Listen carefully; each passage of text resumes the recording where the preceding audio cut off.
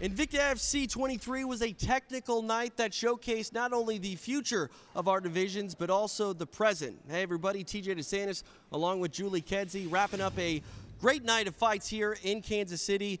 Julie, it was a very technical fight, very evenly matched fight, and we saw the best of nearly every single fighter that stepped in the cage, with nearly every fighter having moments of their own in their contests. We really did, TJ. You know, I was impressed not just with the newcomers to this organization, but the veterans who continue to reinvent themselves, continue to improve and evolve their games in MMA. It's a joy to see that, and it's a joy to kind of see the amount of aggression that was brought to the cage tonight. I mentioned not only the present and future, or not only the present being showcased, but the future as well. We started in the bantamweight division when Yaya Rincon took on Brooksy Bayard. Yeah, you know, Yaya was hit with some pretty hard shots, but she definitely returned on a lot of those exchanges, throwing very nice elbows and really representing MMA gold as she does. A very trademarked sort of fight from her tonight, very much like her teammate Aspen Ladd in the past. You know, in the second fight here, we had the battle of the kickboxers with Tiffany Van Soest versus Christine Faria, and I have to say, this was so much fun to watch. The technical striking that went on, the exchanges, what happened on the ground, and in the end, Van Soest had her hand raised and was declared the victor in her first win in the sport of MMA. Then it was featherweights that took center stage as Pam Bam Sorensen moved up to 145 to take on the veteran, Adiane Gomes. Yeah, when I say, you know, the veterans tonight really showed their mettle. Adiane Gomes, she came out with some hard shots. She really gave a test to her opponent, but at the end got the nod for the work that she did in a couple of those rounds. India victorious tonight, solidifying her status at 145.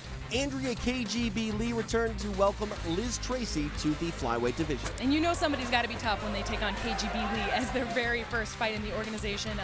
Liz Tracy did a wonderful job, but it was KGB Lee's technical striking and out-wrestling the wrestler that got her the win. Two UFC veterans took center stage when Elizabeth Phillips met Kelly Fassels. You know, in this fight, this could have happened in the UFC, but it happened here in our Invicta Fights cage.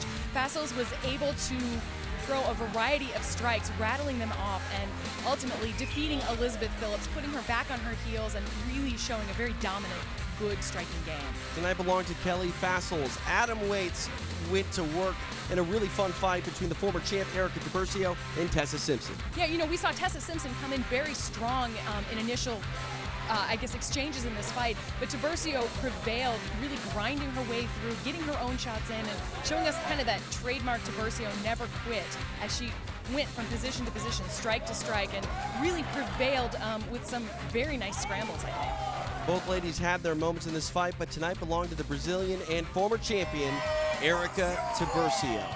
In our co-main event, it was two veterans going to war when Sarah D'Alelio met Roxanne Modafferi. You know, and by all accounts, watching the weigh-in, we would have thought that Sarah D'Alelio would just be striking and really getting in the face of Roxanne. She did that in the opening moments of this fight, dropping Roxanne Modafferi, but Modafferi responds, drops D'Alelio, and ends up throwing an incredibly dominant fight, both in striking and on the ground, really showing that she is still working to improve her game, still working to be aggressive in all areas, and landed with some of the greatest ground and pound I think we've seen in the Invicta Fights cage. Dangerous on the feet with her strikes and very dangerous on the floor is the happy warrior Roxanne Modafferi.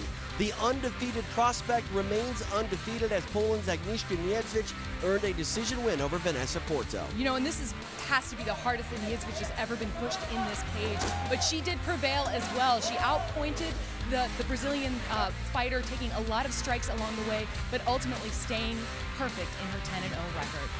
Poland's Agnieszka Niedzwiecz victorious in our main event. All right, we are back in Kansas City coming up in July. Cannot wait. It's been a busy year for Invicta FC. It continues coming up in July, and we hope you join us, whether or not in here in the Scottish Rite Temple, but of course always on UFC Fight Pass. We will see you then. For Julie Kedzie, I'm TJ Santis. Good night from Kansas City.